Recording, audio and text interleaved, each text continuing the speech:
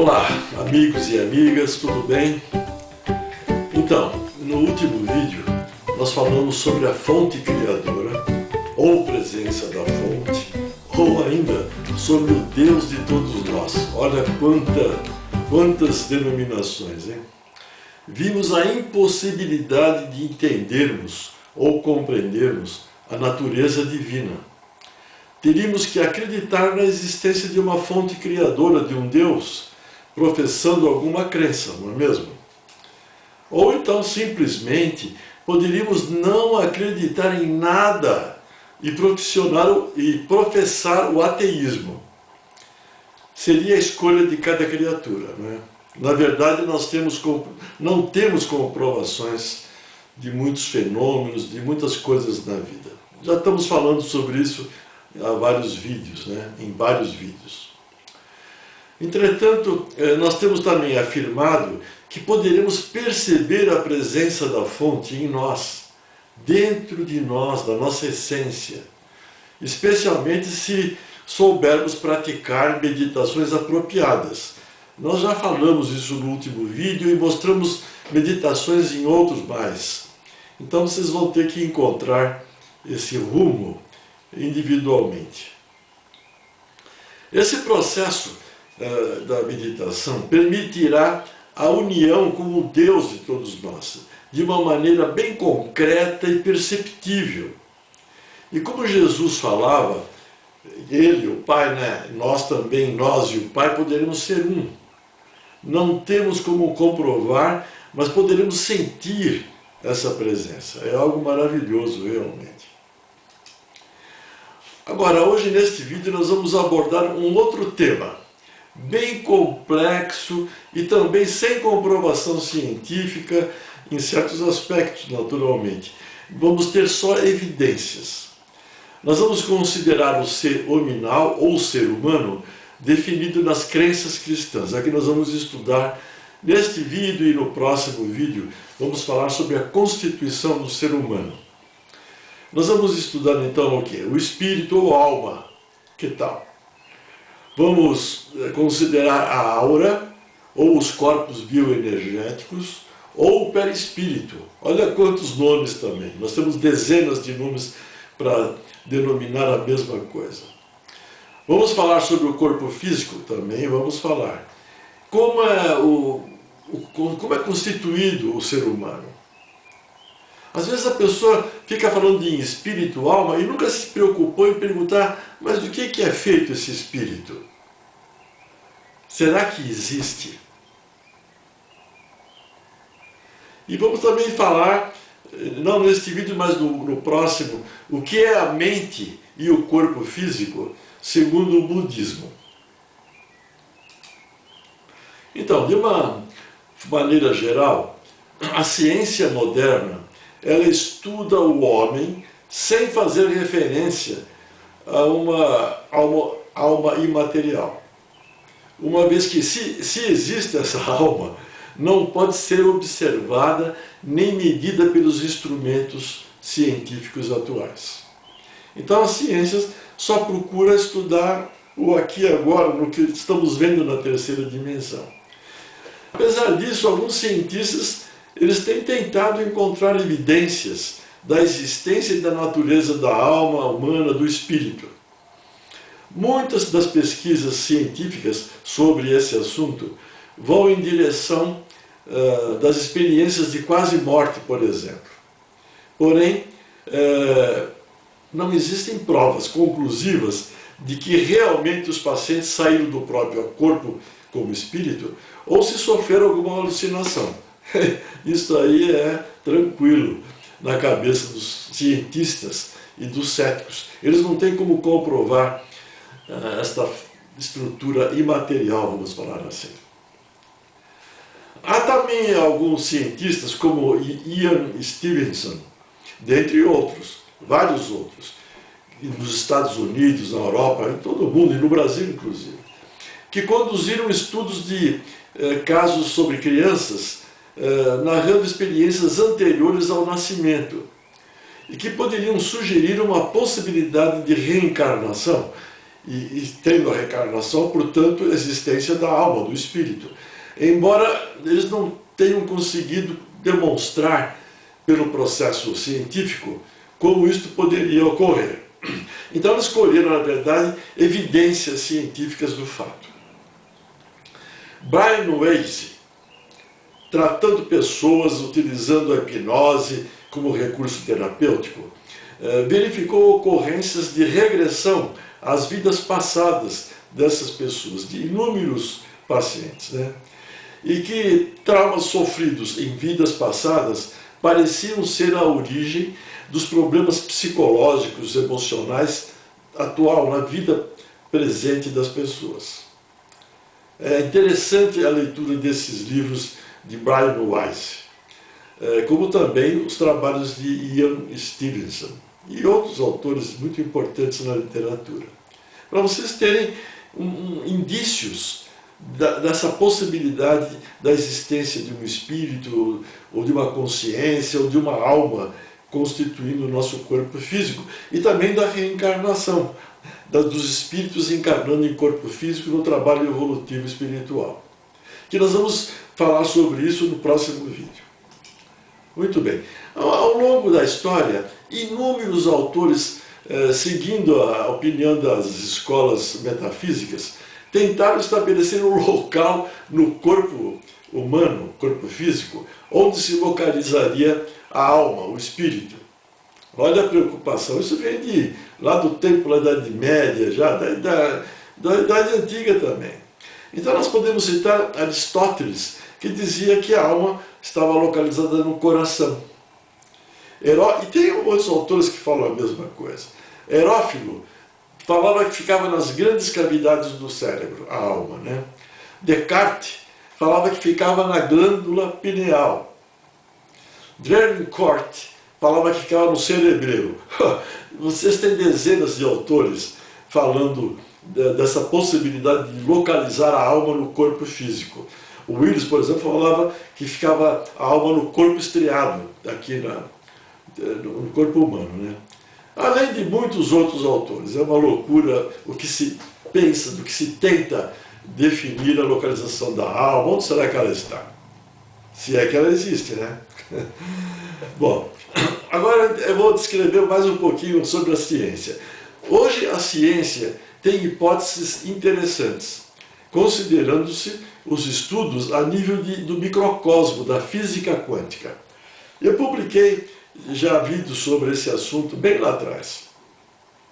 Então tem hipóteses da ciência que fala que de repente o cérebro, que é um órgão aqui, responsável pelo sistema nervoso central, periférico, autônomo, está mais próximo de uma antena receptora ou transmissora. E, na verdade, não é um arquivo central de informações, de memória ou de qualquer outra coisa. Olha o que eles estão falando, né? O coração, de outra parte, eles falam que é uma bomba distribuidora de sangue, nutrientes e fim de papo. Somente isso. É físico. E alguns autores da física quântica, eles falam em controlador, ou também eu posso definir como consciência do ser humano, que é descentralizado do corpo físico, eles afirmam isso. E podemos considerar essa consciência ou esse controlador que influencia o fenômeno quântico. Nós podemos considerar esses dois termos, consciência e controlador, como se fossem campos de energia. Aí já é uma coisa científica, campos de energia que pode ser medido com as forças fundamentais do universo, força eletromagnética, força dos fótons, no caso, se quisermos falar em eletromagnetismo, da luz, né? Podemos falar da força nuclear forte, da fraca, etc. Nós publicamos, vocês podem acessar esses vídeos, é muito interessante, o macrocosmo e o microcosmo. Então nós estamos falando em campos de energia. Eu posso medir uma emanação eletromagnética que emerge do meu corpo físico, com certeza.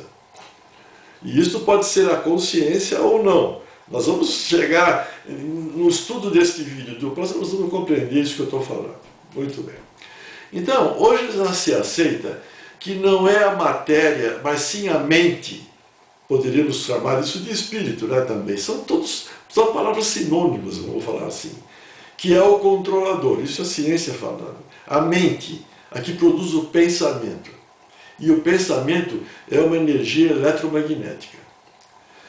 E não havendo a comprovação do que seja um espírito, porque na ciência não consegue comprovar isto, os cientistas podem considerar isto, esse controlador, ou esse espírito, ou essa mente, como campos de energia, como eu já falei, campos de energia inteligentes. Muito provavelmente, a ciência continua afirmando isto, a partir de evidências, naturalmente. Então, muito provavelmente, a consciência não esteja no cérebro, mas com mais qualidade, além disso, isto é, fora do corpo físico. Então, a ciência já está considerando que em nível quântico, há um controlador, um observador, uma mente fora desse corpo físico e que pode gerenciar a informação quântica. Estamos falando no microcosmo. Há muitos fenômenos que ocorrem nesse nível microcósmico, a nível de subpartículas atômicas. Enfim, amigas e amigos, a ciência está muito longe de comprovações científicas sobre o tema, espírito e alma e os componentes do corpo humano, e se há, eles não têm a comprovação se há uma consciência, se há um espírito ou uma alma. Tá certo? Muito bem. Então, nós vamos parar um pouquinho da ciência, daqui a pouco a gente volta novamente. Então, o que significam as palavras alma e espírito? Agora eu vou me embasar mais na religião, no cristianismo, vamos falar assim. Olha, e como sempre, não temos isso bem explicado, como vimos nas ciências e muito menos nas nossas religiões, todas elas. Ninguém explica nada direito. Nelas, nas religiões, são colocados conceitos sem comprovações razoáveis e os estudiosos ficam fazendo conjecturas baseadas na imaginação. Trata-se de um campo de conhecimento difícil e a crença fica baseada na fé, no acreditar, em dogmas, histórias da carochinha, em interpretações simbólicas e em textos errôneos, inclusive da Bíblia. Então, vamos continuar falando sobre espiritismo, sobre espírito e sobre alma. Há dois termos, um em hebraico e um outro no grego koiné popular, né? O ruá, em hebraico, e pneuma, em grego. E que significam o quê? Sopro ou espírito. São denominações, né? Traduzindo, né? E temos mais duas palavras, o nefesh em hebraico e psique em grego, que significam alma. Alma etimologicamente deriva do termo em latim ânimo ou anima, que significa o que anima, que dá a vida.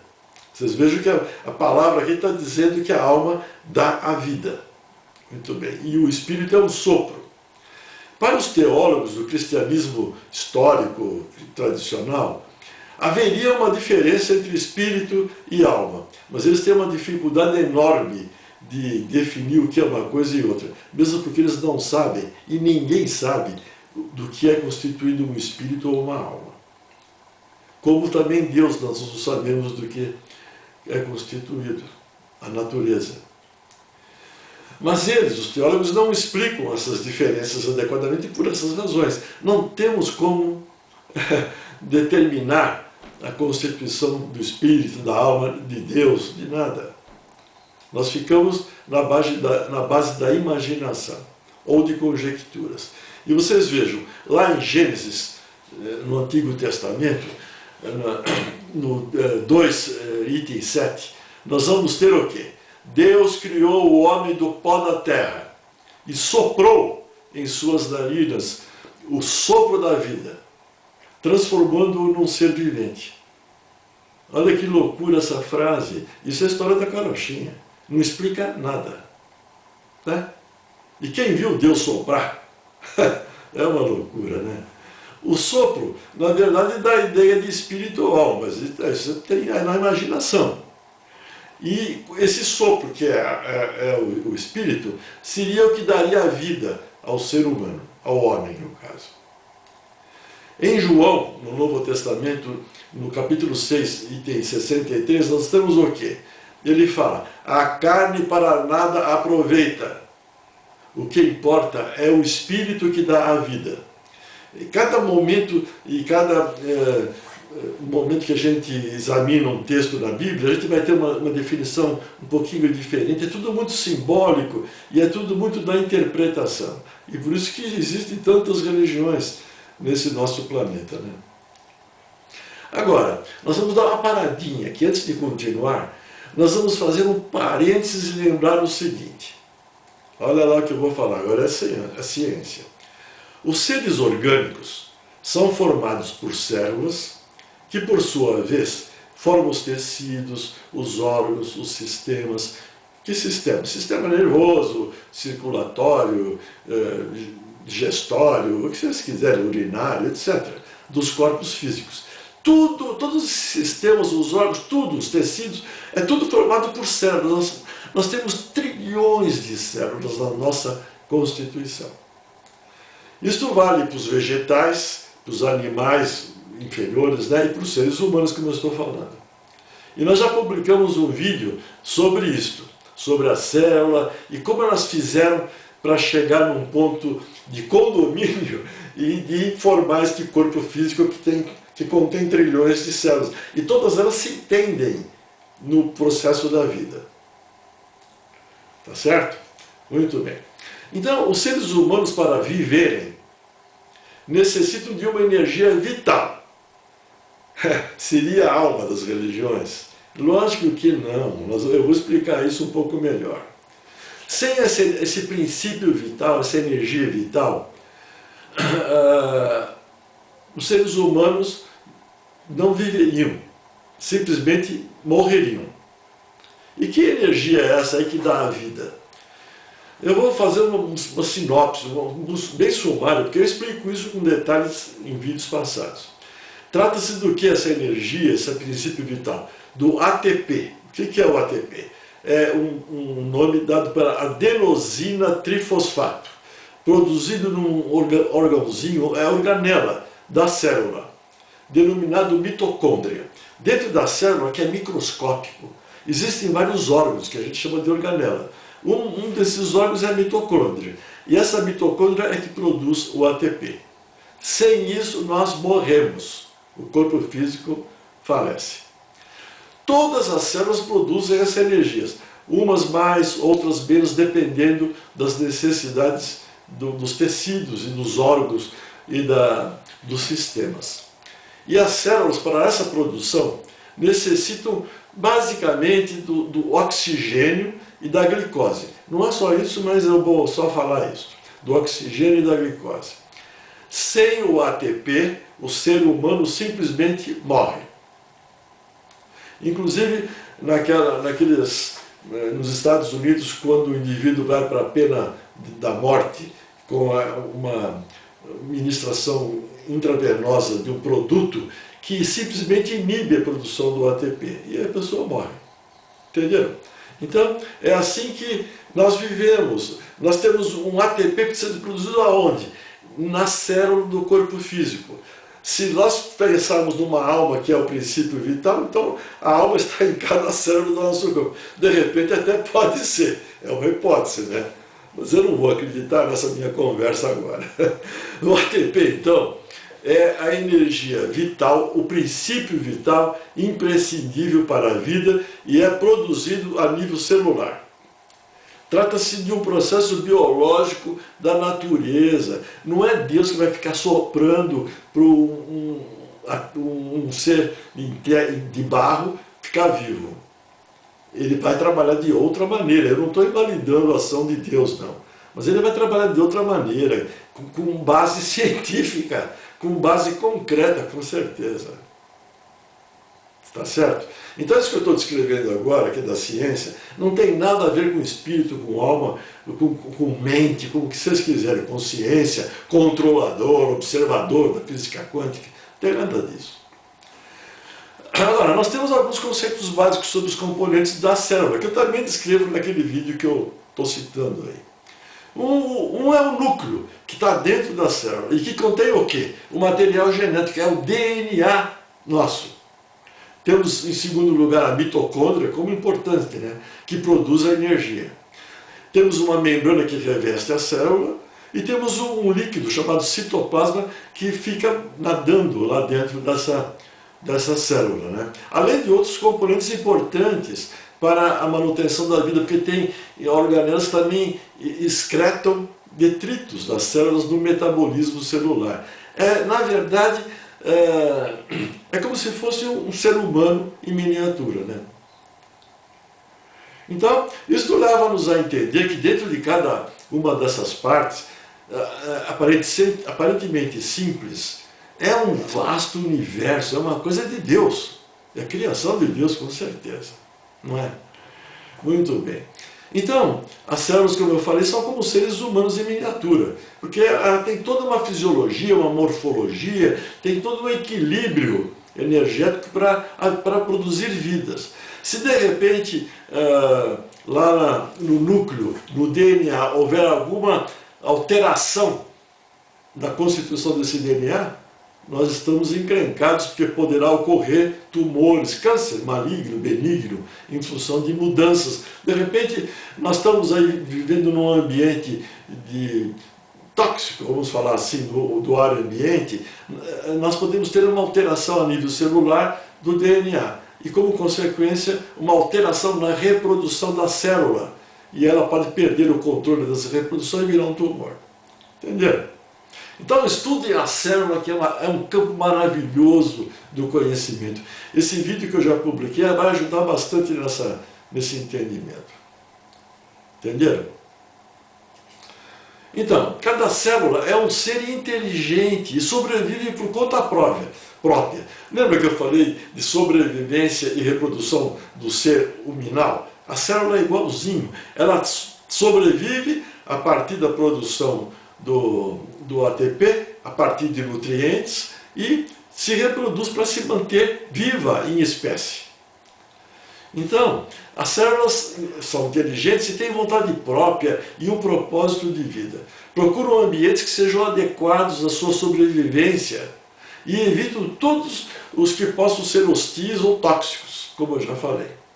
As células analisam as centenas de estímulos que recebem do microambiente que habitam, né, para selecionar as respostas comportamentais mais adequadas e garantir a sobrevivência. Veja, quando o indivíduo tem uma doença e toma um antibiótico de forma inadequada, as bactérias, elas tratam de sobreviver, então elas sofrem mutações, e aí elas ficam mais poderosas, produzindo mais doença no indivíduo. Vocês estão compreendendo, né, mais ou menos o que eu estou falando.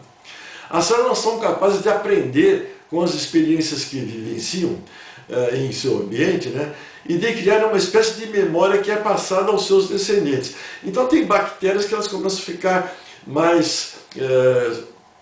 com mais força de sobrevivência, mesmo sob a ação de antibióticos, e aí o antibiótico pode não funcionar mais nas próximas gerações dessas mesmas bactérias, em função delas ficarem com mais resistência a certos antibióticos. Você já conhece tudo isso, né? Muito bem. Então, elas criam uma espécie de memória que é passada aos seus descendentes. Em ambientes favoráveis, as células se reproduzem. Para que haja, num ambiente desfavorável, a célula, em primeiro lugar, ela procura sobreviver. Assim que o ambiente fica mais favorável, ela se reproduz para perpetuar a espécie. É uma inteligência. Vocês podem viajar nesse conhecimento de forma maravilhosa. Ciência, pura ciência. Devemos então destacar o papel do núcleo da célula, onde encontramos lá o DNA responsável pela reprodução celular, dentre outros aspectos morfofuncionais. Então, nós temos aí as duas características que eu já citei, fundamentais, do ser vivo, da célula. A sobrevivência a partir do ATP e a preservação da espécie a partir do DNA, que é a reprodução. Entenderam? Então, agora que destacamos esses aspectos para vocês pensarem, que é fundamental para a vida, nós vamos continuar falando sobre a alma e espírito no campo das religiões. Eu estou fazendo todo esse mise-en-scène de falas, de conceitos, para vocês não ficarem presos a conceitos religiosos, puras conjecturas, sem explicações, puros dogmas. É uma loucura. Mesmo que a gente aceite toda essa situação e falar, pô, não existe espírito. Mas de repente eu posso crer que possa existir um espírito, mas vai ser minha escolha subjetiva. Naturalmente baseada em alguma evidência, numa percepção que eu possa ter. Entendeu? Então, não há uma única opinião sobre a natureza do ser humano entre os cristãos. Vamos falar um pouquinho, né? Muitos autores da cristandade, né, afirmam que o espírito é a consciência e seria capaz de guiar as atitudes do ser humano. Já não é mais o sopro, hein? Olha só. Enquanto que a alma estaria presente na criatura viva, princípio vital. Quando a criatura morre, a alma sai de cena. Alguns ramos do cristianismo defendem que o corpo físico e o espírito são partes integrantes do ser humano. E que o espírito separa-se do corpo físico, né, em caso de morte. Agora está diferente já o conceito. A fim de receber a recompensa do céu ou do inferno, segundo a fé ou descrença nos méritos do Cristo. Vocês vejam lá nos vídeos do cristianismo, quando eu falo da salvação da alma, o indivíduo morre, o corpo físico morre. O espírito ou a alma vai lá para o plano espiritual de Deus. Aí ele é julgado, vai para o inferno ou vai para o céu? Aí de repente vai para o céu. Mas aí fica aguardando até o juízo final. Quando chega no juízo final, em corpo físico que ressurge, que vai ressurgir, se une novamente a alma ou o espírito e é aquele mesmo ser de antes. E aí ele vai para o céu eternamente. É a teoria do cristianismo, hein? Muito bem. Outros, do mesmo cristianismo, defendem que o homem é uma unidade indivisível de corpo físico, mente, que seria a alma, e espírito. É outro conceito.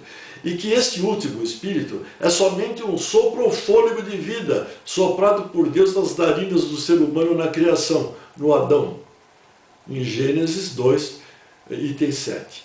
E que não possui em si qualquer inteligência ou emoção após a morte. Nós temos lá em Eclesiastes 9, itens 5, 6 e 10. Alcançando o ser, sua recompensa, vida eterna ou morte eterna, em carne e osso. Já é um pouquinho diferente esse conceito da nossa Constituição, né? É o segundo que nós estamos falando. Na filosofia, agora, a parte da religião, aparece como um sinônimo do termo mente, principalmente em questões como o racionalismo de Descartes, no dualismo mente-corpo. O termo também ele pode se referir a qualquer entidade incorpórea ou ser imaterial, tais como demônios, olha lá, ou divindades, e no cristianismo especificamente do Espírito Santo. Vocês vejam como a palavra Espírito aparece em tudo quanto é lugar, Espírito de luz, Espírito das trevas, é uma loucura o que se dá, é muito nome para pouca explicação. Então, amigas e amigos, vocês vejam como a coisa é complicada, né? Eu posso perguntar agora, a alma e espírito são a mesma coisa? O que vocês acham? Está um pouco difícil essa resposta por enquanto, hein? Não. E se ela é igual ou não, depende. Vamos falar assim. Depende do que nós estamos falando. Isso ainda são conceitos do cristianismo. Se nós estivermos falando do ser humano, sim, os dois termos designam a mesma essência. Eu gosto mais dessas definições que eu vou colocar agora. Então, eu vou repetir. Eu vou fazer a pergunta, alma e espírito são a mesma coisa? E eu vou responder, depende. Depende do quê? Se estivermos falando do ser humano, aqui do ser humano, Sim, os dois termos designam a mesma essência. Se eu for falar de vegetal, de animal, é outra conversa. No entanto, também designam dois conceitos com matizes próprios e complementares. Nós vamos melhorar isso. A alma se refere ao princípio vital dos seres humanos. Estou aceitando isso. Não é mais o ATP, é a alma. Tá certo? Alguns filósofos falaram, por exemplo, de uma alma vegetativa, de uma alma sensitiva, aplicadas respectivamente às plantas e aos animais. A vegetativa em relação às plantas e a alma sensitiva aos animais inferiores, não nós. Isto quer dizer que uma samambaia, por exemplo, tem alma, no sentido de princípio vital, que seria o ATP, que lá no vegetal é diferente o mecanismo para a produção desse princípio vital. O mesmo está valendo para os animais inferiores, que nem um gato, um cachorro, um leão, um mosquito, um inseto. Naturalmente, são tipos diferentes de alma, considerando que são diferentes as características do princípio vital de um animal e de um vegetal, como eu já citei. Tá certo? E continuando o pensamento desses autores. Nenhum deles tem espírito, é só alma, nesse sentido de princípio vital. E agora, o espírito se refere ao ser de natureza imaterial, não é mais matéria. E olha, aplica-se em primeiro lugar a quem? A Deus, de quem o Evangelho diz explicitamente: Deus é espírito. Está lá em João 4:24. E também se aplica a quem? Aos anjos, que são puro espírito, criado por Deus. Estão compreendendo? A coisa está ficando mais clara na conceituação. Agora, já o homem é um ser que poderíamos descrever como composto pelo corpo físico, que é material, e pela alma, que é espiritual, e portanto imaterial. Olha a colocação aqui, a alma ficou diferente, né? Mas eu vou melhorar essa conversa desse texto. E nós, na verdade, nós somos um ser de fronteira, de limites do cosmos, vou falar assim. Materialmente, o nosso corpo compartilha características com os animais e até com os vegetais, já falei isso. Agora, imaterialmente, compartilha características com os anjos e com o próprio Deus, quando falamos que dentro de nós temos uma centelha de Deus. A centelha de Deus poderia ser o nosso espírito, né, dentro de nós. E eu posso unir a minha centelha com a centelha de Deus, naquilo que eu mostrei no vídeo passado. E agora, aqui surge um risco frequente de erro, que é importante nós colocarmos. A ideia de que temos um corpo, ou que temos um espírito, não é correto afirmar que o ser humano é um corpo que contém um espírito, e nem que um espírito está preso a um corpo. Isso é a colocação do cristianismo histórico, diferente da doutrina espírita. O ser humano não tem um corpo, ele é um corpo. Ao mesmo tempo, o ser humano não tem um espírito, ele é o espírito também. Então a conclusão é que o ser humano é espírito e corpo ao mesmo tempo. Esta é a especificidade fascinante do ser humano, conforme esses autores. Nós somos uma unidade de corpo e espírito. Tudo bem. E é verdade isso aí. Nós somos uma unidade de corpo e espírito, mas com outras conotações e outras correlações que nós vamos falar no próximo vídeo, quando conceituarmos tudo isso na doutrina espírita, que é mais concreta, mais razoável. Mas para os cristãos, nós somos uma unidade de corpo e espírito, estamos falando de ser humano, não estamos falando de vegetal nem de animal inferior. Olha a discriminação, hein? Muito bem. No caso único do ser humano, o princípio vital, a alma, é da natureza espiritual.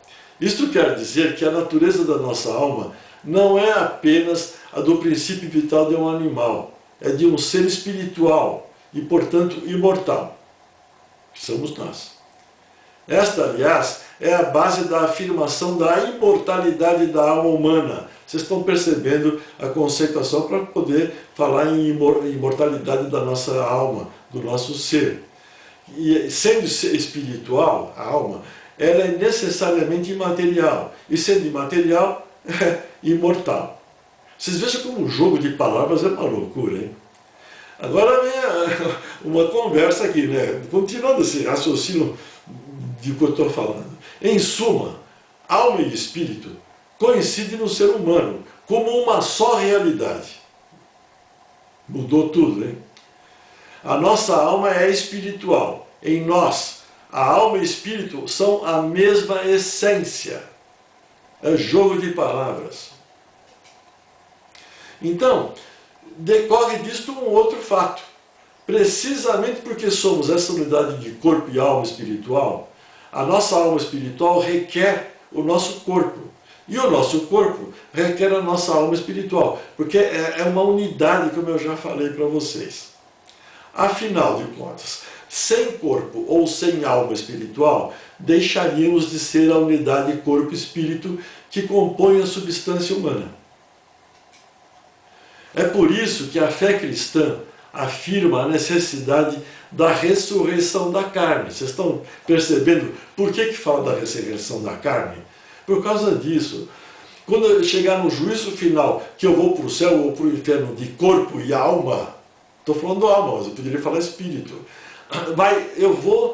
Eu tive uma vida só de corpo físico. Então é necessário que a minha carne sofra uma ressurreição para se unir à alma e eu ir para o céu ou para o inferno. Entenderam? A teoria é essa aí. Então nós vamos aceitar essa história da unidade de espírito ou alma e corpo físico, mas se formos cristãos, isso tem a ver com a nossa ressurreição da carne. E não estamos falando em reencarnação, como é adotado em outras doutrinas espiritualistas. E essa ressurreição da carne, de alguma forma que desconhecemos, ocorre, mas que é necessária para que continuemos sendo nós mesmos. Lembram dos nós mesmos lá no juízo final? É carne e osso, e espírito vai para o inferno, vai para o céu.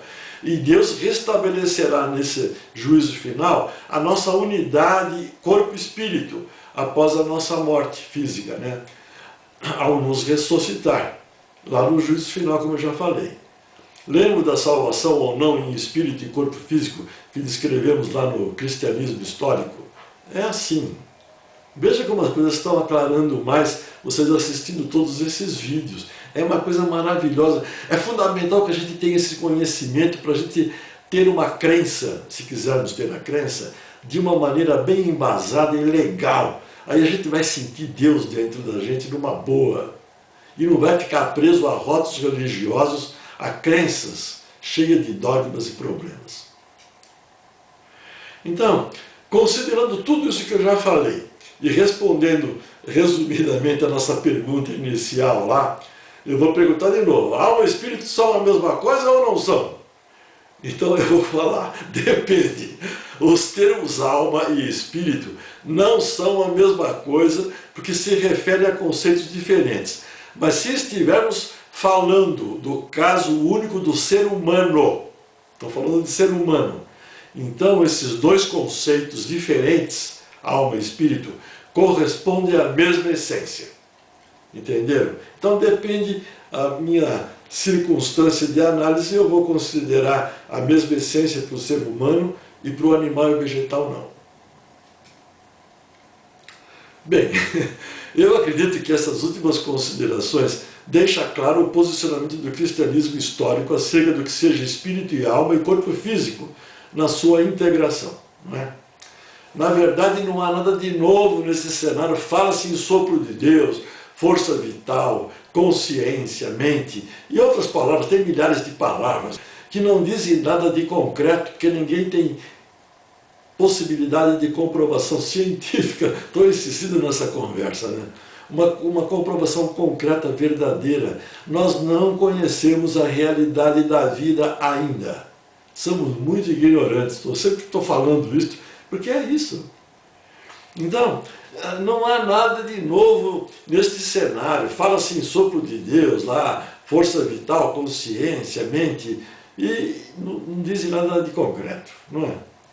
Nós ficamos sempre em conjecturas, em conceitos subjetivos, em bases imaginárias, enfim, não ficamos sabendo das realidades da vida, da constituição do ser humano. Por isso que tem um sem número de religiões, é uma loucura. E na ciência, então, o que é verdade hoje, de repente daqui 20, 30 anos não é mais. A gente está em evolução intelectual, espiritual, e vamos chegar lá um dia no nosso entendimento, com certeza. Mas a gente pode ficar esperto já, sabendo o que a gente pode aceitar como crença ou não, mesmo que não tenhamos comprovação científica. Bem, meus queridos, olha, nós destacamos alguns conceitos da ciência, do cristianismo histórico, sobre espírito e alma, vimos que a ciência não comprova nada a respeito e vimos também a descrição sobre esse tema no cristianismo tradicional. Então eu acho melhor nós interrompermos esse vídeo porque ele está longo, né, em função do tempo.